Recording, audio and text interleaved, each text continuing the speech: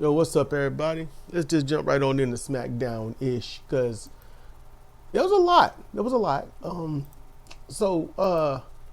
This here starts with Roman, Jimmy make their way to the ring for a promo. And just before Roman can speak, Jey Uso's theme hit. He comes down the aisle. Jey kindly requests that his family listens to what Sami Zayn has to say.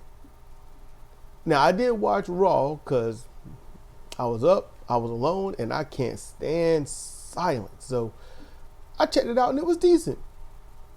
Jimmy and Jey had an argument on what family was, and Sami didn't want to go down the same road as before. So, and I get that completely, personally, and just having some empathy. So, Sami comes out there, recap done, but Sami comes out there and the fans are chanting Sami Uso. And Sami opens with an apology for the inadvertent kick to Roman. It says that he was only a crown jewel just for Jey, no one else. Sami rehashes what he has said on Raw about being back in the ring with them all, and it was special for that moment, just for that 1 minute. Sami says the opposite of love is indifference. I can't remember what, it was an anime I got that from. And I was like, I was like, ain't the opposite of love hate? If you love something, yada yada, but if you hate something, if you're indifferent, I don't know, that indifference seems like you in the middle. I don't care one way or the other about you. So, I don't know. I guess the opposite of hate is indifference. It's got to stay logical. But anyway, so and the only reason Roman is standing there, Sami says, is just like the rest of them, is it's become somewhat on the side. Roman wants it back. He wants everything back the way it was. And he said, Roman, I don't think you're indifferent to me. I don't think you hate me. I think you love me. And he gave it a little bit. Sami just looked at him, and then he erupts, pointing. I look at him, he's smirking. See out the corner of his mouth. And so he's, I admit I popped for that. That was funny. He was like, I see it. He's like a kid in a candy store. I see it. So Roman tries to deny it by looking confused. Roman's fighting hard not to smile. You can see it. Roman is doing everything he can not to crack up laughing. And I guess that's just what Sami Zayn has always done to the bloodline, at least Roman's bloodline. Sami offers to leave and never be a part of their business, but if he wants him back and they all fight together, he'll do it. Sami wants just a simple apology, but it's not for him, it's for Jey. So Roman, he got his expressions down. He fights tooth and nail not to smile. Sami tells him that the apology needs to be for Jey again, and Roman milks the hell out of it and then apologizes for Jey wasting his time on Sami. And I'm like, that is some serious heel talk right there for you. That's what that is. That's some serious heel talk, because Solo pretty much did the same thing. So Sami's like, you know what, man? Forget it. I'm done. He leaves. And then Jacob, he's on the screen, I guess. They call it this. Do they call it the Titantron? I don't know. But he's backstage, and he's like, look, Solo was the tribal chief, and that makes Roman just like everybody else. And at the end of the day, Roman will acknowledge that. I'm like, all right.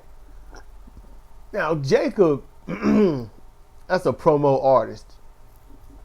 Just his cadence, his style is just above everyone else, because no one else is allowed to talk. Because Tama Tonga can cut a good promo. Tonga Loa, I've never heard him. It depends on what promo type it is to what he can do. But Loa has not been big on promos. Solo has come up.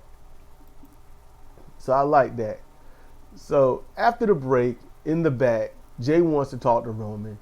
And Roman tries to dismiss it. Jey grabs his arm, like, uh-oh.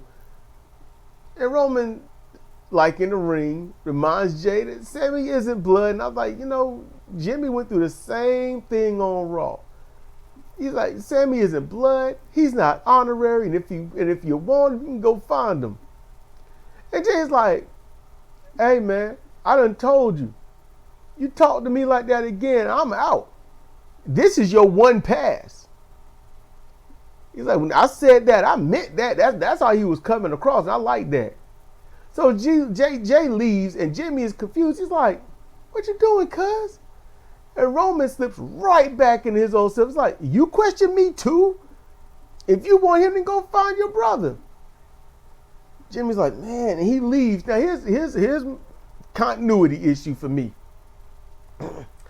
WWE need to work on this. So what I didn't understand was, via camera position, because we're facing the screen, Jay exited scene to the left, and then when told to find his brother, Jimmy, he left to the right. He leaves to the right. I don't want to confuse you.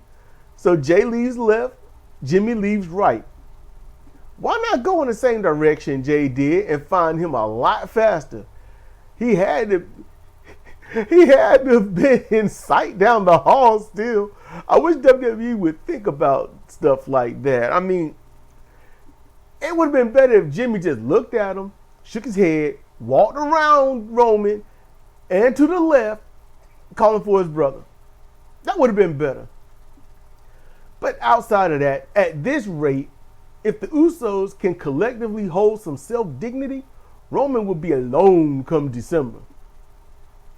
Because, some people get tired of being stepped on. You just can't keep doing it. It might take some time, but they're gonna get fed up and fight back. So next we got Bayley versus Candice LeRae. And I was like, it sucks that the Muda Lock is a transitional hold for Candice. And Bayley doesn't sell it at all. Bayley no-sells a missile drop kick, fights back like it never happened. Bayley uses a single leg Ronda to pin Candice. There was that. So in the back, Johnny Gargano, he stunned me. And not for the reason you think. See, I wasn't looking up at the time.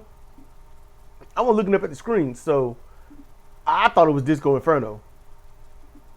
Go ahead. Find Disco Inferno talking. Listen to Johnny Gargano. It's like, that's the same person. But Tommaso Ciampa is ticked off with Gargano for being nice to Motor City Machine Guns. You can't say the. And all he wants, even I want my titles back. They got our spot. We look like idiots. We got to do something about it. And I'm like, what you gonna do about it? Because y'all pretty much, at this point, y'all were a first-rate tag team, and y'all skipped second and went to third. Y'all are just above Pretty Deadly. Foreshadowing, and yet I won't think about it until I said it. But anyway, so Randy Orton, he comes to the ring. Now, I still love the backstage shot through the curtains, quote-unquote curtains. Randy is hoarse, and he calls Kevin Owens out. So they had to blank the word shit. I get it. But Randy, he's out there. He is bossing the ring. I'm liking that. I'm like, okay. Kevin stands at the stage looking at Randy. And he's just standing there. It's almost like, I got my mind made up. My soul is settled. And I enjoy seeing stuff like that. So he walks away, and then he's like, he turns and jogs to the ring, and they fight. Randy beats him down in the corner. The staff and whatnot pull him off. Kevin gets a toe kick in, gets a pile driver. My first thought, he get the pile driver, and I'm like, well, Randy's going to, recover a little bit while Kevin beat on him and going to fight back. And no, Randy is down, selling a stinger, and then shows that, that expression of, I just survived face, like, oh my God, I almost got hit. That truck was just an inch from me. Oh my goodness. And then I'm like, that's good. And Nicole shouts how the power driver was banned for a reason. And I'm like, I don't really see anyone do power drivers in WWE. Huh. So that makes that move special. However, I'm going to say this. Y'all. Just hear me out. The power driver is banned, okay? But a brain buster isn't. The Hangman's Noose net breaker isn't. I'm just saying. Just saying. So they got the medical team out and a gurney. They strapped Randy down. They look very professional. They got everything right, and it looks like a scary moment. So, you know, damn good job on this. You can hear Randy groaning. And honestly, straight up, if not for me going through some dire straits, watching Tim Storm's live stinger in the NWA a good while ago, from a front suplex, might I add. Not a power drive, it was a front overhead suplex. And I've seen a few online injuries. You know, if it weren't for all that, I'd be shaking my head at the fakeness of this. You know, you watch AEW, you know, you'd see power drivers all day long. So you'd be like, you hurt from this, man?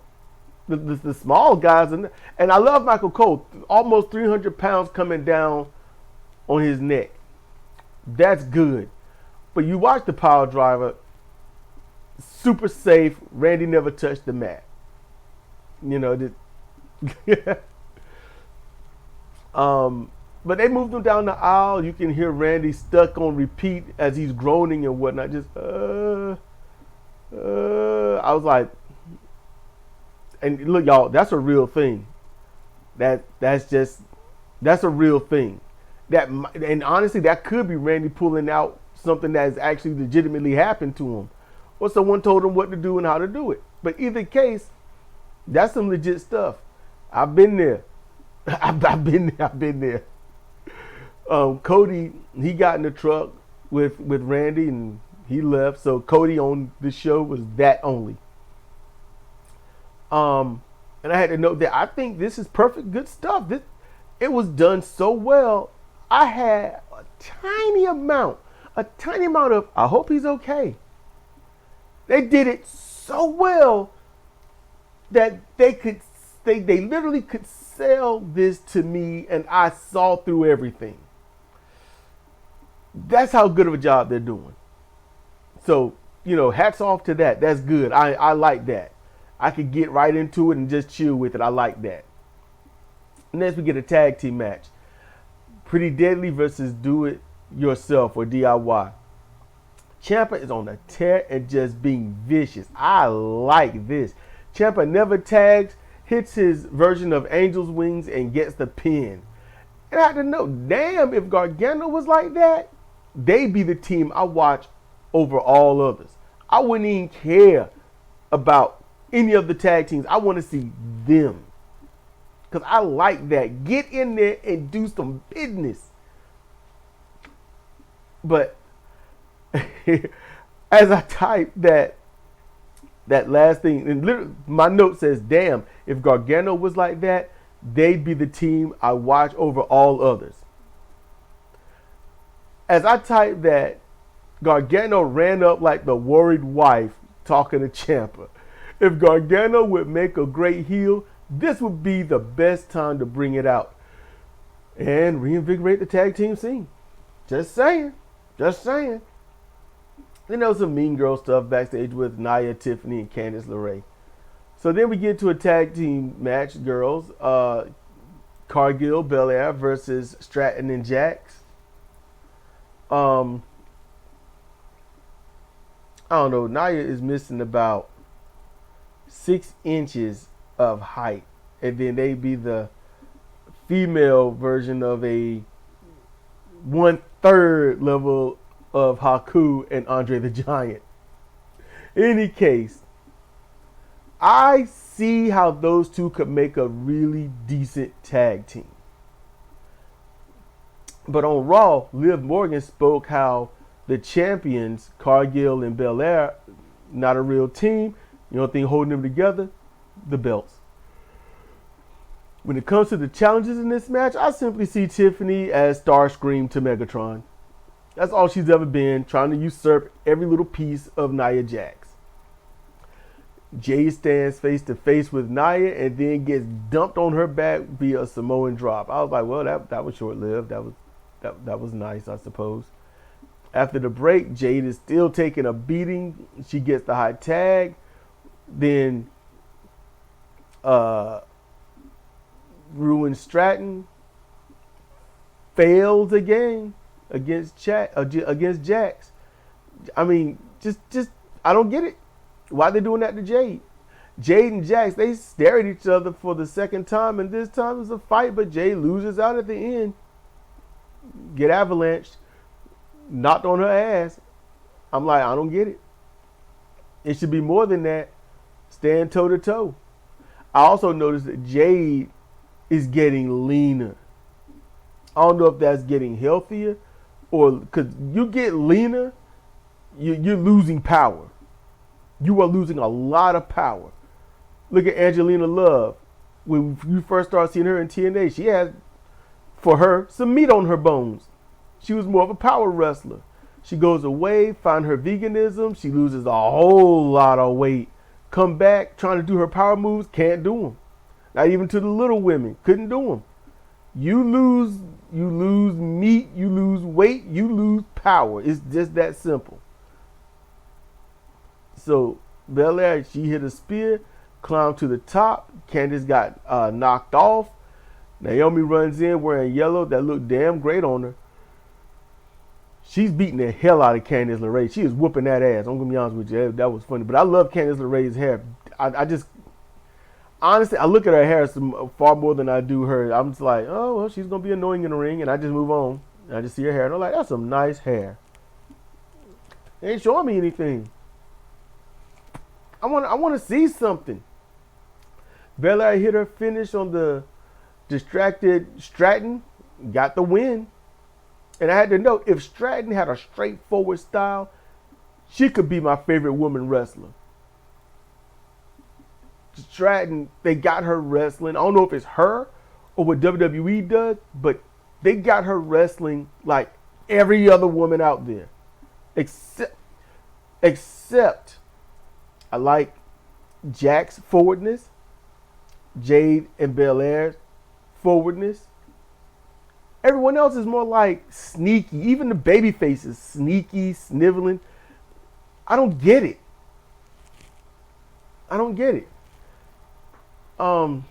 Tag team match, A-Town Down Under versus Motor City Machine Guns. Can't say the. Standard match. Both teams look really good. Shelly did a plancha, landed, and alleged tweaked his knee. Cole mentioned that he might have injured his leg, and I'm like, you went straight to injury. Oh, you need to stop that. He might have injured his leg. No, don't do that. Don't say that. Just, oh, he might have hurt his knee a little bit there. We'll see how it works with him later on in the match. We'll keep an eye on it. It didn't take much. Shelly was like, I'm running like nothing happened. I'm like, okay. I've hyperextended my knee twice. You all right for a little bit, and then you're not. It's too swollen. You can't bend it. It hurts. It hurts like the dickens. So, yeah. They beat down Shelly for a bit, and when he got the hot tag to Sabin, the fans didn't give a damn at all. I was like, what was that? I was like, what was that about? And I was like, I think they may have still be reeling from Randy and Kevin and that women's match.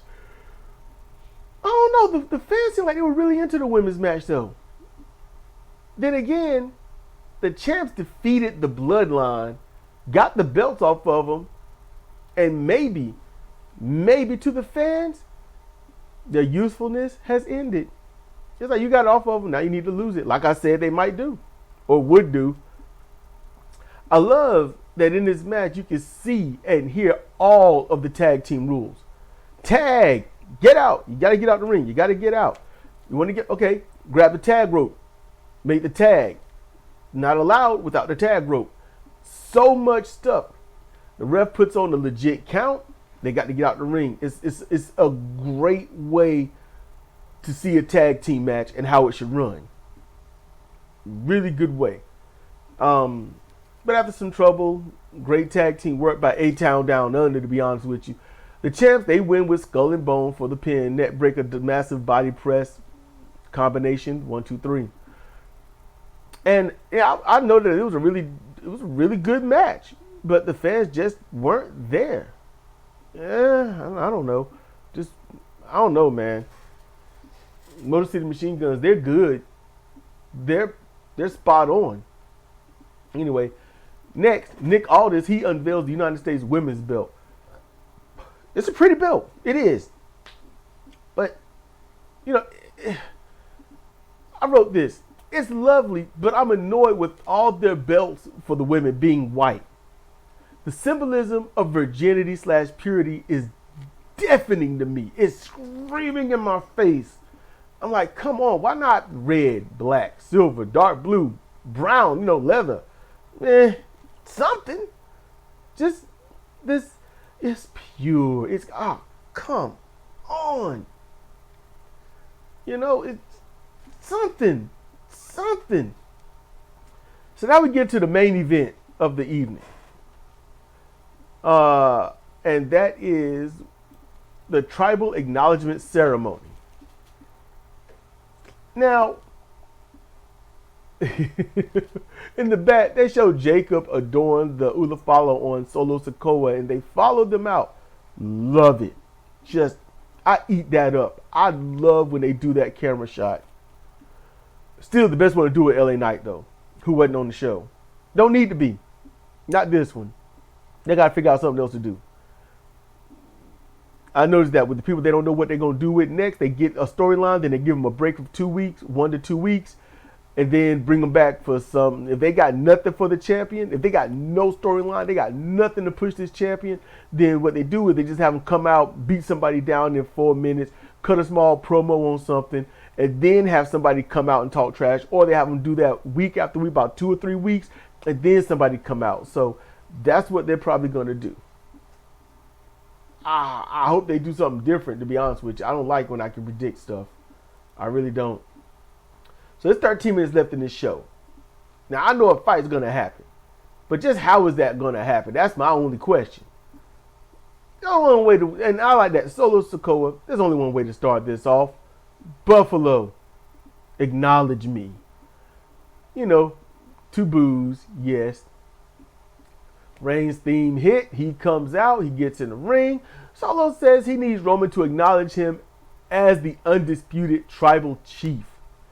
And the fans chant F you Solo while Roman milks things a bit before talking. He's like, Buffalo, do you acknowledge Solo? No. And boos, of course. And he says, I don't acknowledge you and I never will.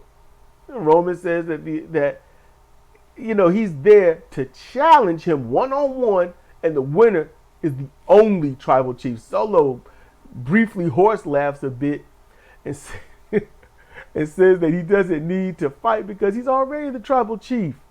Solo points out that you can't be a tribal chief with no tribe. And then challenges Roman to find 4 people that will join him. And I'm like, that would be 5. I'm like, sadly, that will make the Faces number 1 more than yours.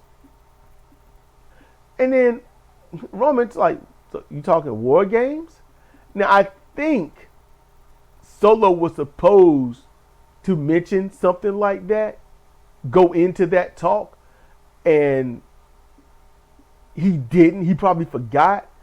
So Roman had to, because he was like, you talking about war games? It just came out of, I'm like, I think Solo probably dropped the ball on that. Probably. And he's like, I only see 4 of you. And Solo counts his people. He's like, the 5th is my dog, Sami Zayn. Sami walks out and stands at the opening. Roman turns like, what? Then he gets beat down. And you got Solo shouting.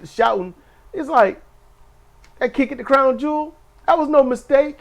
The Usos run past Sami. Now, if Sami Zayn had legitimately turned, the Usos running out, they would have knocked him down, beat him down first, then went to the ring. So I was like, all right, so how you going to do this? But they run in, they get beat down. Solo holds Roman, reminds Sami of what Roman's done. Remember what he did to you. Remember what he did? You kept saying over there, like, kick him in the face. You kick him in the face. And as suspected, Sammy kicks Solo. And the tables are turned with the faces clearing the ring. All the faces are in the ring at the end, just like in the opening of the show. And the fans are chanting Sammy Uso. And after everything that's been going on, I just don't get it. But Sammy says nothing and holds up the finger. The Usos in tow, followed by Roman. Huge pop from the fans.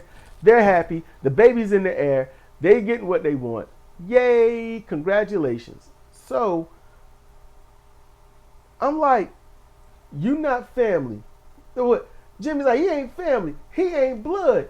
He got nothing to do with this. This is family business. He's like, man, family ain't about blood. Family's about the people that's been there for you.